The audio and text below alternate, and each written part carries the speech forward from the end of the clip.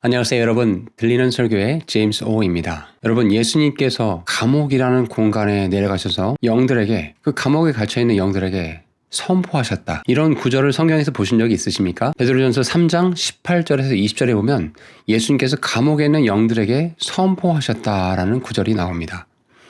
과연 이 성경 구절에서 말하는 감옥이 지옥과 같은 곳인가? 그리고 예수님께서 그 영들에게, 감옥에 갇혀있는 영들에게 선포하셨다라는 그 선포의 내용이 과연 무엇인가? 어떤 사람들은 이 구절을 가지고 죽은 자들에게도 예수님께서 복음의 메시지를 전해주셔서 그들이 다시 그곳에서 회개하고 돌이켜 구원받을 수 있도록 이렇게 기회를 주신 것이다 라고 하면서 베드로전서 3장 18절에서 20절의 말씀을 그렇게 설명하는 경우가 있습니다.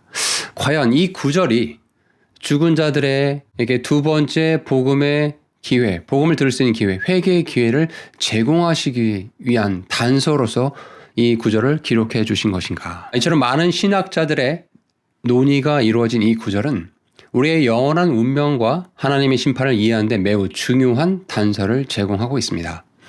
오늘 이 영상을 통해서 여러분은 감옥과 지옥의 차이, 예수님께서 그 감옥에서 선포하셨다는 그 선포의 내용의 의미가 무엇인지를 알게 되실 겁니다.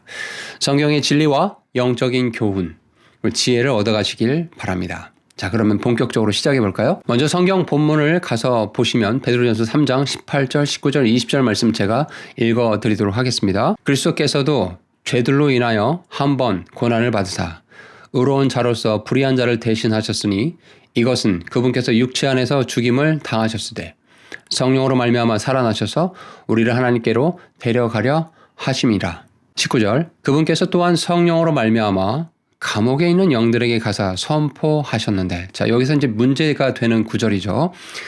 예수님께서 성령으로 말미암아 육체 안에서 이제 죽임 당하신 이후에 성령으로 말미암아 감옥에 있는 영들에게 가서 선포를 하셨다고 말씀하셨어요. 20절, 이 감옥에 있는 영들이 누구냐라고 성경에서 말씀해 주고 있는데, 이 영들은 노아의 날들에 방주를 예비하는 동안 곧 하나님께서 한 번 오래 참고 기다리실 때에 불순종하던 자들이라.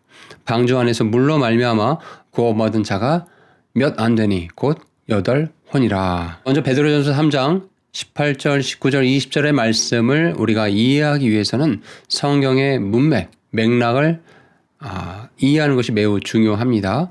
베드로전서 3장은 그리스도의 고난과 부활을 중심으로 하여 구원의 확실성을 설명하는 그런 본문입니다. 특별히 19절, 20절은 예수님의 영적인 사역이 포함된 독특한 구절입니다. 그러면 첫 번째 질문입니다.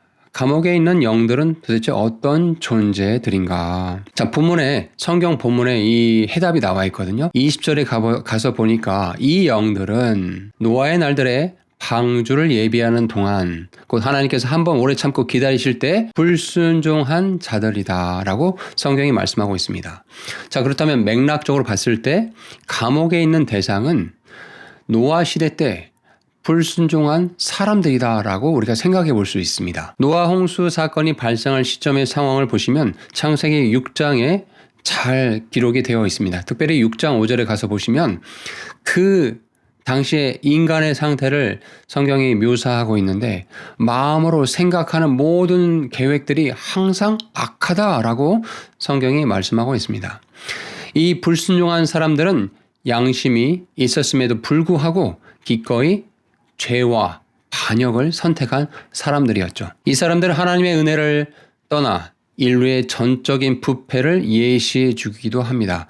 또한 예수 그리스도를 통해 구속의 필요성을 강조해 주는 그런 대비점을 보여주기도 합니다. 하나님의 경륜의 관점에서 보면 양심 세대에서 이제 인류가 실패했다라는 증거로 보여주고, 예수 그리스도를 통해 은혜의 시대에 절정에 달하는 후속 세대의 필요성을 강조하는 그런 측면도 있습니다. 감옥에 있는 대상이 누구냐? 두 번째 견해는 루시퍼와 함께 타락한 천사들이라고 보는 견해가 있습니다. 근본주의 신학자들은 감옥에 갇힌 영들이 인간을 가리키는 것이 아니라 노아 시대 죄를 지은 타락한 천사들, 루시퍼와 함께 타락한 천사들을 가리키는 것이라고 주장합니다. 창세기 6장 1절에서 4절, 또 유다서 6절을 잘 보시기 바랍니다. 자, 이와 관련해서는 제가 별도로 영상을 제작한 것들이 있으니 그 링크를 참고해 보시기 바랍니다. 요약해서 말씀드리면 이 존재들, 천사라는 영적인 존재라는 그 자신들의 경계를 넘어서서 사람의 딸들과 부자연스러운 부적절한 그런 결합을 통해서 인류를 타락시키고 유전자를 변형시켰던 그 일을 행했거든요. 그리고 그 일의 목적은 메시아가 유대인들의 혈통을 통해서 내려오셔야 된다라는 그 메시아 혈통이 유전자적으로 교란되게끔 사탄이 반역한 것으로 보는 관점입니다. 베드로와 유다서에서 보시면 둘 다 이 영들을 이 영들이 최종 심판을 기다리며 어둠의 사슬에 갇힌 것으로 묘사를 하고 있습니다. 베드로서 2장 4절과 유다서 6절을 보시기 바랍니다. 자, 그렇다면 이제 이 감옥이 도대체 어떤 곳이냐? 이제 이게 궁금하죠. 성경에서는 다양한 용어로 죽은 사람들의 상태를 묘사하는데 특별히 지옥과 감옥은 신학적으로 구별이 되는 장소입니다. 자, 감옥을 표현할 때 prison이라고 표현했는데 베드로전서 3장 19절에서 말하는 이 감옥은 일반적으로 넓게 보면 히브리어로 수올이나 헬라어로 하데스와 연결이 되어 있습니다.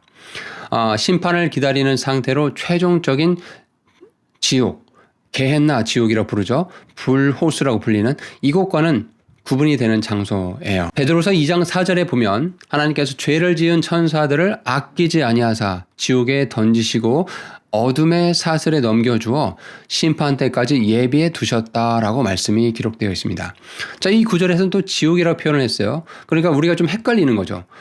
본문에서는 베드로전서 3장 19절에서는 감옥에 있는 영들에게 예수님께서 선포하셨다고 하고 있고 베드로서 2장 4절에는 죄를 지은 천사들을 아끼지 않아서 지옥에 던지시고 쇠사슬, 어둠의 사슬로 막아놓으셨다라고 하고 있으니 감옥과 지옥이 같은 곳인가라는 생각이 들 수 있는데 여기서 우리가 주목해서 봐야 할 점은 베드로서 2장 4절에서 지옥이라고 번역된 그 그리스어 단어가 스올이나 또 하데스 이것이 아니라 타르타로스라고 불린다는 점입니다. 타르타로스란 단어는 신약성경에서 단 한 번 사용되었는데 이것은 지하의 감옥을 의미합니다. 베드로 시대의 사람들은 타르타로스가 바닥이 없는 구덩이, 무저갱의 벽에 갇힌 일종의 동굴로 이것을 생각을 했습니다. 지난 시간에 제가 그림을 그려드리면서 이 수올, 지하 세계의 구조를 말씀드렸는데 아브라함 품이라 불리는 낙원이 있었고 또 불꽃, 정말 고통스러운 장소인 지옥, 좁은 의미의 지옥이 있다고 말씀드렸어요. 그리고 그 둘 사이에 커다란 낭떠러지, 바닥이 없는 구덩이가 있다고 말씀드렸어요.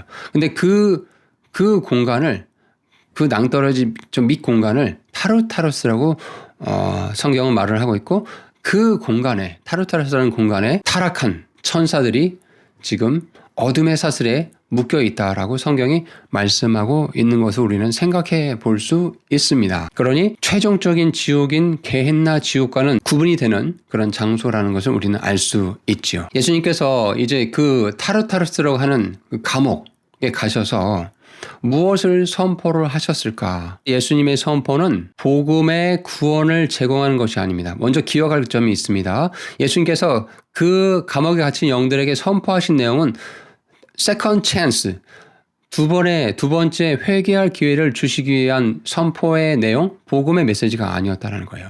이것은 모든 창조물에 대한 하나님의 정의와 주권을 확증하는 그런 선포였다는 것입니다. 승리의 확증의 선언이었다는 것입니다. 예수님께서 십자가에서 죽으신 이후에 이제 사망과 부활의 승리를 선포하셨습니다. 감옥에 있는 영들은 이미 심판을 받은 자들이죠. 이들에게 복음의 두 번째 기회를 주어진 것이 아니라 히브리서 말씀에서 히브리서 9장 27절에 뭐라고 말씀하셨어요? 한 번 죽는 것은 사람들에게 정해진 것이요 그 뒤에 심판이 있다고 말씀하셨지 않습니까?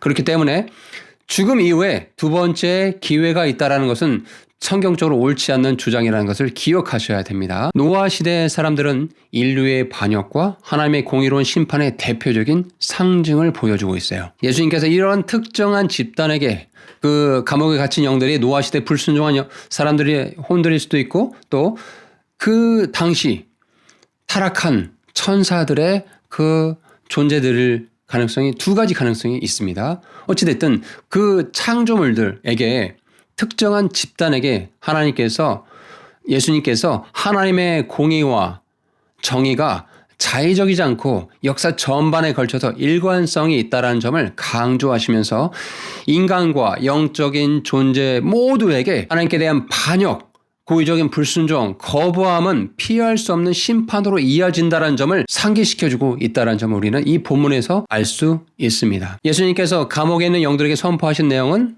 복음의 메시지가 아니라 하나님의 주권을, 하나님의 승리를 선포하신 것이다. 불순종한 영들에게 승리를 선포하심으로써 예수님 십자가에서 그분의 사역이 죄와 사망과 모든 어둠의 세력을 결정적으로 패배시켰다라는 것을 선언하신 것입니다. 전통적으로 많은 신학자들이 감옥에 갇힌 영들을 노아 시대에 활동했던 타락한 천사들이라고 그렇게 보고 있습니다. 하나님의 아들들, 창세기 6장에 나온 하나님의 아들들을 인류를 타락시킨 타락한 천사들로 보는 것이죠. 이 하나님을 대적하면서 이들이 직접적으로 반항한 루시퍼를 따랐어요.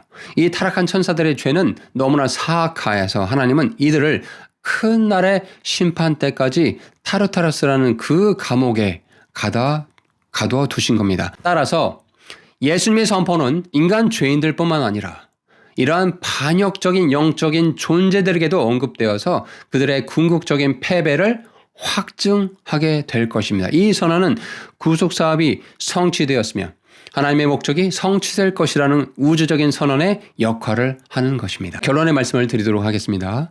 베드로전서 3장 19절 20절의 말씀은 단순히 감옥에 갇힌 영들에 관한 그런 상징적인 비유적인 이야기가 아닙니다. 이 구절은 하나님의 공의와 심판 그리고 예수 그리스도의 승리와 구속 사역을 강조하며 최종 심판에 대한 경고와 복음의 중요성을 우리에게 다시 한번 상기시켜주고 있습니다. 감옥은 심판을 기다리는 임시 상태요. 누가요? 노아 시대에 불순종한 그 혼들 또 타락한 천사들이요. 최종적인 불못, 게헨나, 불호수에서 이루어질 영원한 형벌과는 구분이 되는 장소라는 건 이제 아셨죠? 예수님은 이 영들에게 구원의 메시지를 전한 것이 맞다고요? 아니라고 말씀드렸죠? 아닙니다. 하나님의 공의와 예수님의 승리를 그들에게 선포하신 것이라고 기억을 하셔야 됩니다. 이를 통해서 우리는 예수님의 구속 사역이 완전하며 복음을 받아들이고 회개하는 것이 얼마나 중요한지를 우리는 깨닫게 됩니다. 여러분, 지금 이 순간 우리의 믿음과 선택이 영원한 운명을 결정짓습니다.